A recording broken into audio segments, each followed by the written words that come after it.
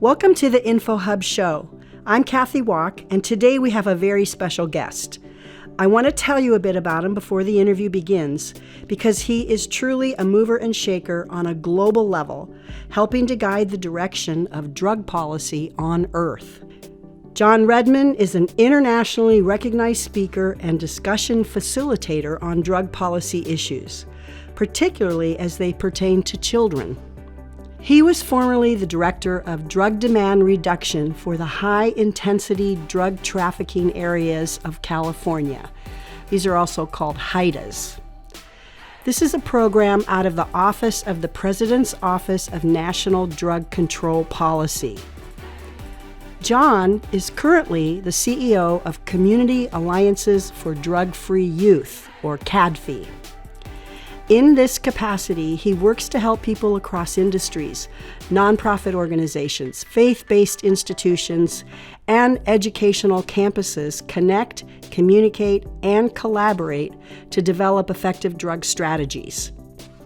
He is passionate about assisting specific communities because he is also an expert on national and international drug problems, and he sees how change at the local level could help address them.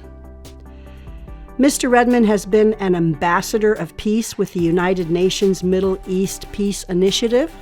He was a delegate to the United Nations Collaboration on Global Drug Policy in 2008. He was the recipient of the Director's Award for Distinguished Service from the Office of the President's Office of National Drug Control Policy.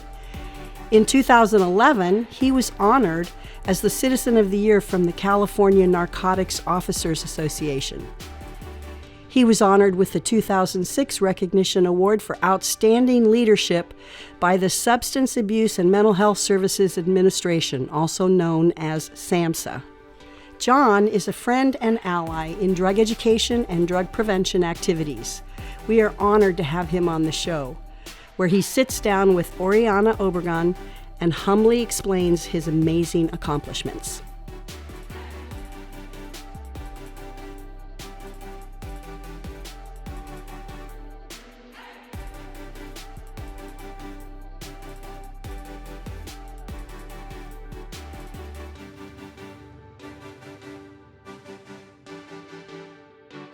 Hi, I'm Oriana, and this is the InfoHub show, and thank you for joining me today, John. It's been my pleasure. One of CADFI's biggest concerns was that we're moving marijuana from talking about it as a drug and / medication to a commodity. Right. Where we're just selling a product. Yeah. And for drugs, that's really not a successful strategy. Right. If you look at our legal drugs, alcohol, tobacco, and even prescription drugs, we've really done a horrible job at it. You know, especially when we take a look at youth, and that one of the conventions of the United Nations is the Conventions on the Rights of the Child. The Convention on the Rights of the Child. In 1989, world leaders wanted to make sure that the world recognized that children have human rights. Article 3 states that all adults should do what is best for the child. Adults should think about how their decisions will affect children. In Article 33, it describes how children have the right to protection from harmful drugs and from the drug trade. In a nutshell, says that children have rights. They have human rights. They have a right to education, not to be sold into slavery, not to be pushed into prostitution. They have these rights, including growing up drug-free. And these rights that were given at this convention are supposed to be upheld by adults. Okay, yeah. So if you look at any issue, any human rights issue, including drugs, you take a look at the effect on adults and you take a look at the effect on children. And if, for whatever reason, passing a law would have a negative impact on children, but a positive effect on adults, you don't pass it. Right. You don't do it. So when you take a look at the legal drugs, alcohol, tobacco, prescription drugs, and now marijuana, before marijuana was legal, you took a look at the the legal drugs, alcohol and tobacco, those were the top drugs of abuse in our children. Why? Because they were available. Right. Right. They were also advertised. Mm-hmm. And the attitude of those drugs were minimized because adults are doing it. Why can't I? Right. Well, because your brains are still developing, will continue to develop until you're 25. And as you introduce chemicals into that developing process, you change the growth of the brain. Right. So it's not good to have that in children. Yeah. And when you take a look at those legal drugs, and I call them the 3 A's, your attitude, your advertising, and your availability. You take those 3 things that all come together under a perfect storm, and that's where you have drug abuse in children. Yeah. Well, all we've done with marijuana is taken those drugs that aren't medications but are commodities. We just sell cigarettes, we sell alcohol. We've taken those exact same laws and policies and just moved it over to marijuana. We had the chance to get this right. And yet again we blew it. Yeah. Or we are blowing it in different states. Right. My hope is that before this whole thing gets out of control, that we take a look at that, and we take a look at children first. Yes. Now, children aren't the only sector that's disproportionately abused with drugs. The other is minority communities and underserved communities, poor communities, no matter what the color. Yeah. Look, children, they never have a vote. Right. And they rarely have a voice, and it is incumbent upon adults to protect the rights of children over their own rights. Right. And look at that as a human rights perspective. And I think that we would start to make different decisions. Right. The World Health Organization's Expert Committee on Drug Dependence, ECDD, was asked to review and make recommendations on cannabis and cannabis-related substances in 2018. The following recommendations were voted on by the United Nations member nations in December of 2020. So I know that you've been working on some issues regarding marijuana, and I wanted you to tell us a little bit more about that and how that is affecting the World Health Organization. To kind of lay out the picture, CADFI has what's called economic and social status, or consultative status, meaning that we have a breadth of work that we've done, we've applied to be able to speak and to give our opinions at the United Nations over specific issues that come up.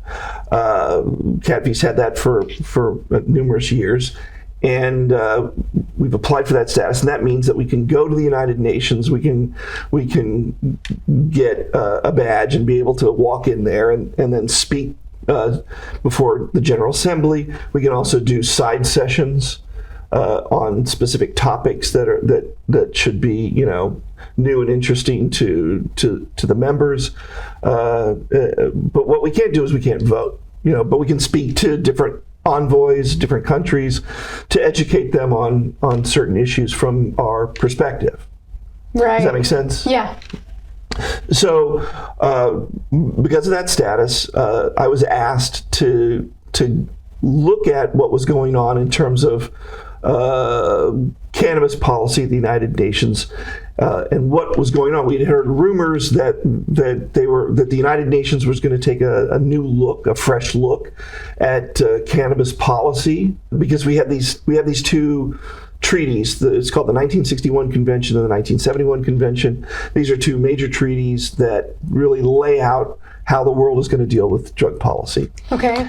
And the United Nations said, we haven't really looked at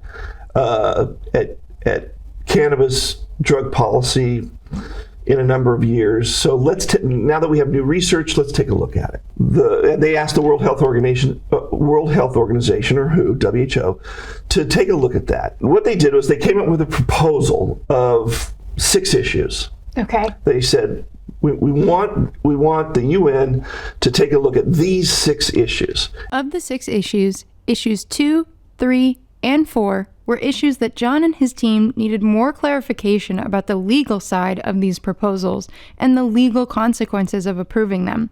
This data was not provided, so John and his team could not give their opinion or recommendation on these issues. John and his team emphatically disagreed with issue 6, and their recommendation was a straightforward disapproval. Therefore, in this video, we are only going to cover issues 1 and 5. Issue 1 was ultimately passed, but in the reporting of this, it was made a much bigger deal than it was, making it sound like the WHO supports less restrictions on marijuana. So we would like to clear this up here. And issue 1 was cannabis and cannabis resin, including preparations of cannabis, are currently in Schedule 1 of the 1961 Convention, and they're in Schedule 4 of the 1961 Single Convention. So, same convention, two different schedules. Now, when one takes a look at that, you can't really compare the United Nations scheduling with, say, the United States or even England. Right. The United States has 5 schedules. We're allowed to create our own as long as they're more restrictive than what the World Health Organization has put out. They can't be less restrictive. Okay. So all the nations agree to that. So we have 5. Schedule 1, 2, 3, 4, 5. What Schedule 1 says is that there are really 2 issues with the United States Schedule 1, is that it has a high potential for abuse. You can abuse it, but there is no medical use whatsoever. It just doesn't exist. So there are a number of drugs that have that potential for abuse. They just don't have any medical use. Right. So we have those 5. England has 4. Theirs is A, B, C, D. And then the United Nations is Schedule 1, 2, and 3. But then Schedule 4 is back up even with Schedule 1. Okay. So what the World Health Organization said is take it out of Schedule 4, but keep it in Schedule 1, which would allow greater research and the ability for medication to happen. With the same restriction on usage. Yeah, still have the same restrictions, but right. And if you're going to use it under strict doctors, right. regulations and all of that. So that's what issue 1 was. Take it out of Schedule 4, keep it in Schedule 1. Okay. Let's go to 5. Back to 5, issue 5. That was cannabidiol preparation, this is CBD. Okay. So you've got THC, which is the psychoactive component of cannabis. Right. And you've got CBD, which is not psychoactive. And you've probably heard, or I don't know what the status is in Florida, but you can drive down in a lot of states and see CBD signs, and they're selling CBD. Right. Out there. And what does that mean? Is it bad? It's not psychoactive and it cures everything. Well, no, it doesn't. Right. I want to take a moment here to connect some dots. Issue 5 was the one about CBD preparations. The idea the World Health Organization proposed in Issue 5 was that CBD is not psychoactive and there is no evidence of dependence or abuse, even though trace amounts of THC can be detected in pharmaceutical preparations for CBD. Issue 5 was to ensure that pharmaceutical preparations of CBD with less than 0.2% THC are not controlled and are in the same category as vitamins. To the uneducated, this sounds reasonable. 0.2% of THC would just be a trace amount, right? But the truth is, Issue 5 was a very complex issue. John and his team looked deeply into this to reveal what passing Issue 5 would actually mean, because 0.2% THC in a consumer product is not a trace amount. It is a lot more THC and causes intoxication. John calls Issue 5 a Trojan horse. Why? He verified with the research company that the WHO used as a reference for their numbers what percentage of THC was okay in a CBD preparation and would not intoxicate the user. The research company actually set the standard at 0.15% THC, not 0.2%, in the active pharmaceutical, not the final consumer product. Further research found that the FDA set the standard even lower at 0.1% THC in the active pharmaceutical, which would then be diluted by a factor of 10, and the final consumer product would have no more than 0.01% THC, truly a trace amount. The World Health Organization, when questioned about the discrepancies in their wording on the issue, would not even clarify if their 0.2% recommendation was for the active pharmaceutical ingredient or the final consumer product. This ambiguousness opened the door to countries being able to have up to 0.2% unregulated THC in a consumer product. This is a lot more THC than if it was only permitted in the pharmaceutical active ingredient and then added to the consumer product. This would be 20 times more potent than what the FDA permits, enough to get a teenager high many times over. In fact, in some cases, it could be so potent, one could get high on it 17 times. The World Health Organization, with Issue 5, wanted this amount of THC, which is currently a Schedule I drug, to be moved out of the schedule entirely and be put on shelves with vitamins, totally uncontrolled and unregulated. John and his colleagues tirelessly wrote reports, gave talks, went to international UN meetings, and educated the UN voting member nations on what the World Health Organization was proposing with Issue 5 and what passing it would mean. The World Health Organization did not want to revisit or clarify the discovered discrepancies and said the member nations could develop their own more restrictive standards if they wanted to. But many developing countries don't have a mechanism to do that, and they simply adopt the UN standards. After John and his team educated the member nations, these countries demanded a clear, unambiguous standard from the United Nations and so voted against Issue 5. As a result, in December 2020, the voting members voted Issue 5 down. Listen to our interview with John as he explains the complexity involved and gives you an idea of the effort involved that went into exposing Issue 5 as the Trojan horse it was. So, for example, those who think that it cures everything, it doesn't. And they're starting to put it in all kinds of consumer products. But there's a lot of questions on that. Right. Just in CBD.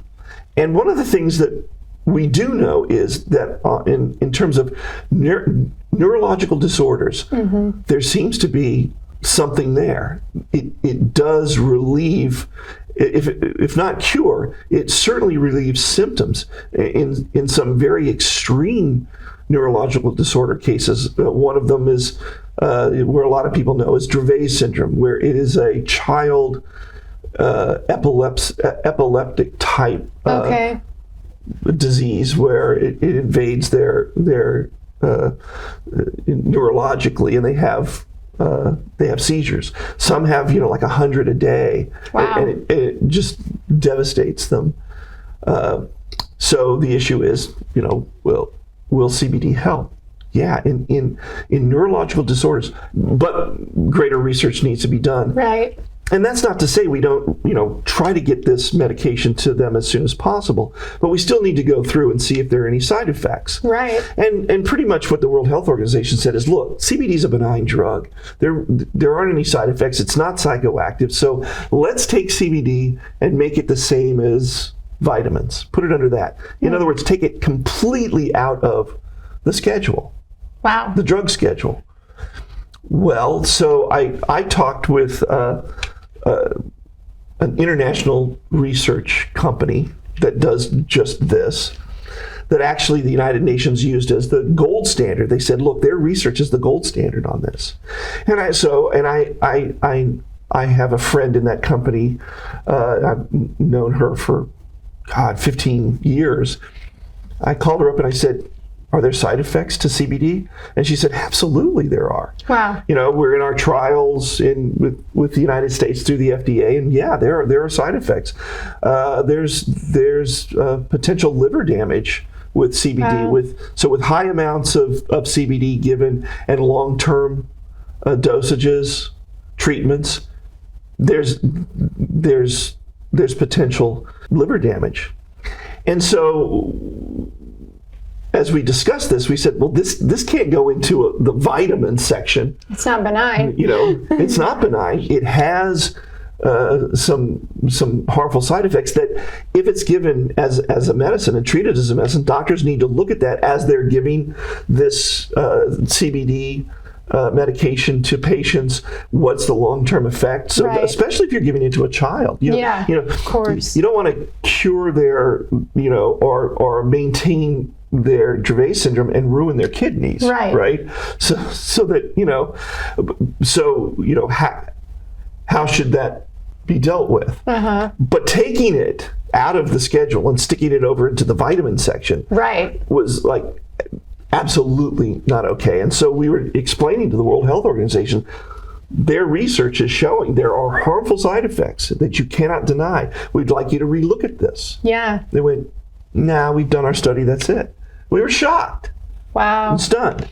The other issue was, and this was key, and this was critical, they said, look, if it's 0.2% THC, what we're going to do is we're going to allow that to be off the scheduling and on the vitamin shelf as well.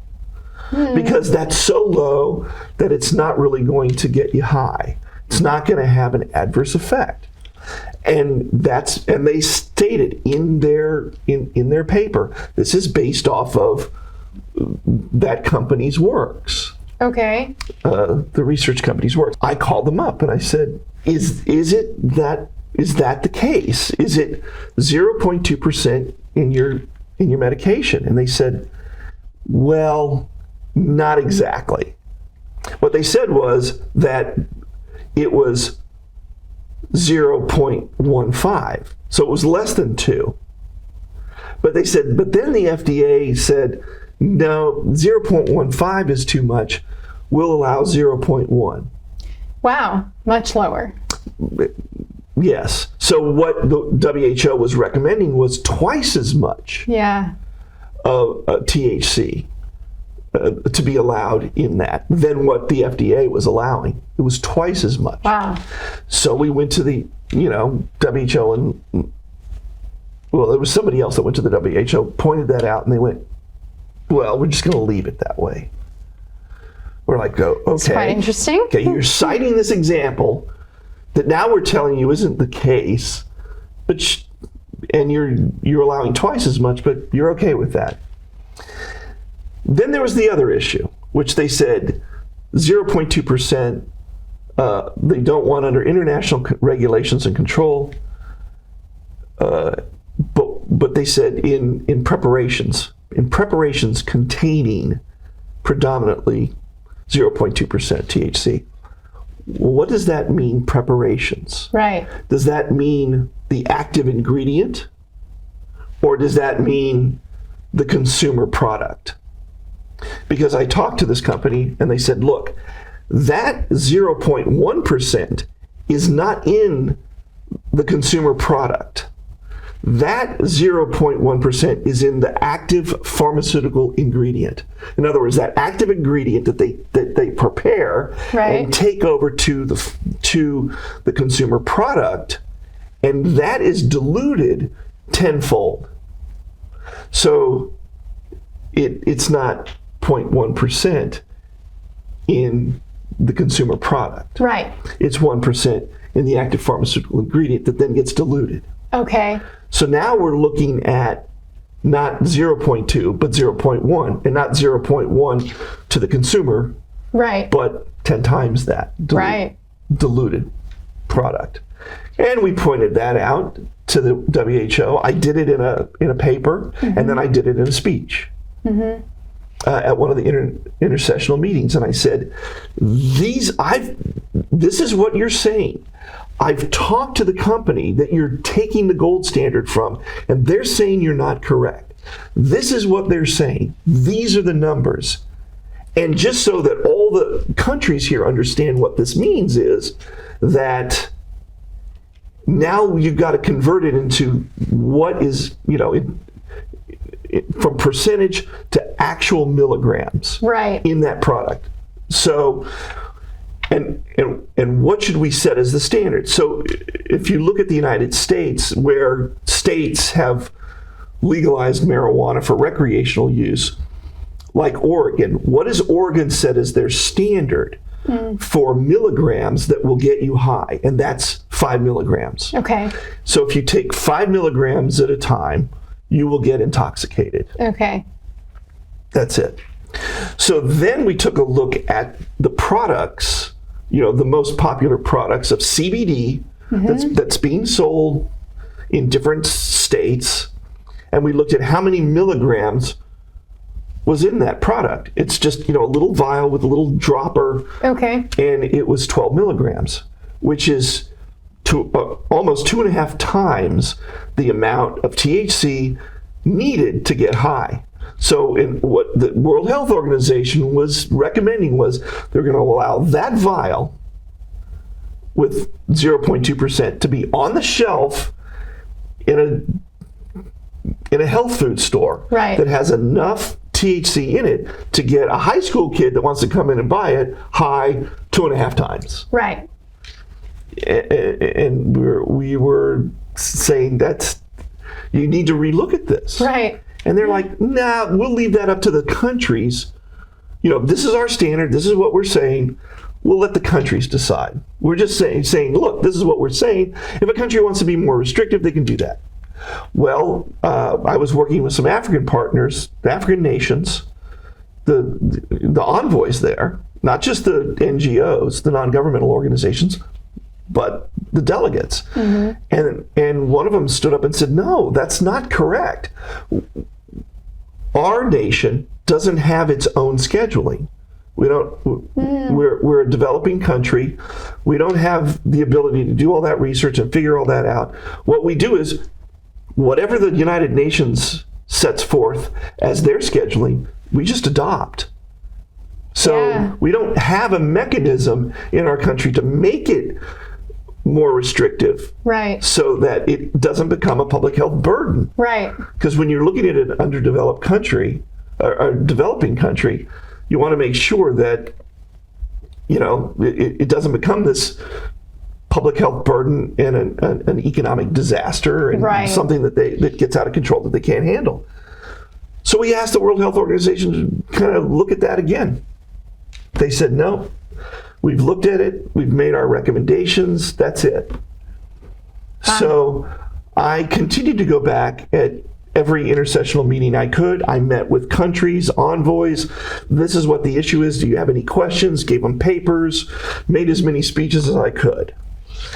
And then they voted December 2nd of 2020. Okay. And this is the result of the vote.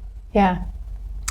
So, and before I get into this, there were numerous, let's say, national newspapers and news organizations that put out articles that said the United Nations has finally woken up to the fact that marijuana's medicine is taken out of the harshest scheduling, and now marijuana's opened up and there's this big, huge change. That wasn't actually true, and I had a colleague that called up this newspaper and said, this national newspaper, and said, you really not only missed the mark on what you reported, you didn't really give the whole story. I recommend you talk to a colleague of mine that worked tirelessly on this for a few years and get the full story. Yeah. Their answer, now we're okay, and hung up on it.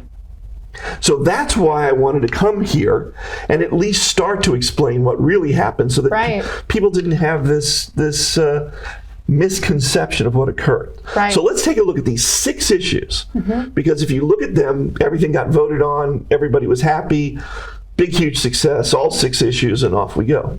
Here's what happened.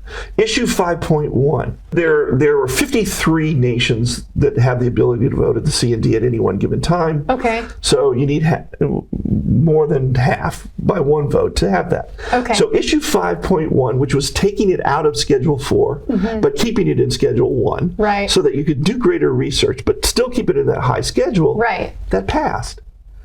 And we were actually supportive of that. Right. Okay, well, that's good. As long as you keep it and it's scheduled, it runs through whatever agency controls foods and drugs. Right. We're good with that. It was more of a political success for the other side. Right. That wanted to spin the issue. Right. Really didn't have that much change. because you could still research it anyway. It was a little more difficult. Okay. But now you have a greater ability and access to do more research, but still kept in that high schedule. Right. 5.2, 23 to 28 against, 23 in favor, 23 against. 5.2 failed. Didn't pass. 5.3, it wasn't voted on because it was attached to 5.2. You vote down 5.2, it means you automatically vote down 5.3. Okay. Great. Now let's look at 5.4. 24 in favor, 27 against. It failed. 5.4 failed. Our issue, 5.5, where we spent the most time with the most countries getting them the information on why this was wrong, why the math was incorrect, why the research was incorrect, why we didn't take a look at maybe changing some terms to be more acceptable, all of that. 6 in favor, 43 against. Wow. So, meaning, if you go to the countries, have a position that's based in science, you show them the numbers, they have the opportunity to call up the research companies themselves or the doctors or the scientists or whatever, and because they're going to check, they're not going to just take my word. You give them the information, you give them the ability to find out the information on their own, they'll do the right thing. 6 in favor, 43 against. That Trojan horse issue went down the tubes big time. Right. And then 5.6 wasn't voted on because it was also attached to 5.2. Okay. Out of the 6 issues, 5 were voted down. 1 that really didn't change much, but was a political victory, that went around the world with misinformation that the World Health Organization and the United Nations has had this whole new awareness of marijuana. Right. It is known that components of the marijuana plant could be made into medicines. It's always known that. The problem before was there wasn't the technology to easily turn those components of the marijuana plant into medicines. Because you're doing extracts, right? So just like opium's not a medication. There's a lot of things in there that's harmful that we don't need. We have extracts that are turned into those medicines and then given to patients.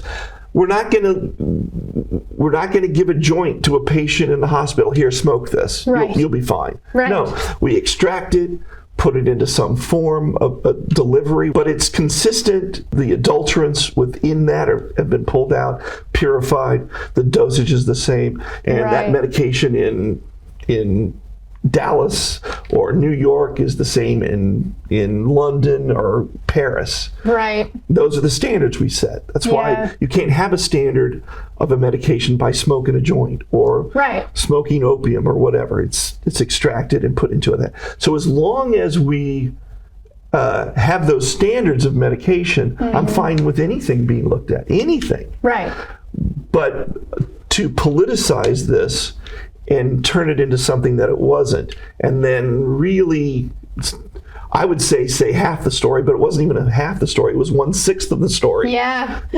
I think is a huge disservice to what was actually going on. Absolutely. The good news is that we stopped that vote, but we always have the potential of looking at this again. I'm not sure how soon this will get brought up again. So I hope that the World Health Organization looks at how it was handled, how it was presented, and for any other committee, United Nations committee, that they take a look at this and as an example of maybe how not to move forward on policy. Right, which is why the education aspect is so important, absolutely critical. Right, Yeah. and to be able to educate those countries to make the right choices and not just look at one committee or one report, but really be able to open it up to numerous reports and opinions. And that's the good part about the United Nations, have all these voices speaking. Right. And thankfully, CADFI has one of those voices. So then what's the takeaway from all of this? I think, again, looking at the vote and seeing that changed, that the vote did change, and that 5 of the 6 issues were voted down. Yeah. I mean, that's a success story. And it wasn't just by one individual, it was by a group of non-governmental organizations, colleagues of mine, where we all came together. Yes, I wrote numerous papers, but we all wrote a paper together. We stuck our logos on it. We presented that to the Commission on Narcotic Drugs and said, we are against this. Numerous, social betterment organizations across the globe came together and said, we're not okay with this. Yeah. And the country's listened to us. Right. And which means that every individual out there can be part of these social betterment organizations that try to do good things across the globe, right, and participate and make a difference. So I hope everybody out there, calls up their local drug prevention organization, becomes a member, signs up. The world is a smaller place now with Zoom and very true. Computer conferencing. So everybody can participate at a global level if they want to and make a difference. That's awesome. Well, thank you for talking about all this today. Thanks for having me. This was a win for youth, families, mankind, and all those working in the field of drug education and drug prevention. It's people like John and his colleagues who go the extra miles and work tirelessly where it counts. We thank you for your efforts.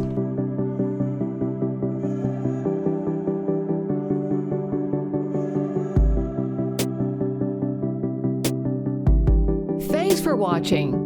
Video production by InfoHub Studios, sponsored by Consumer Energy Solutions.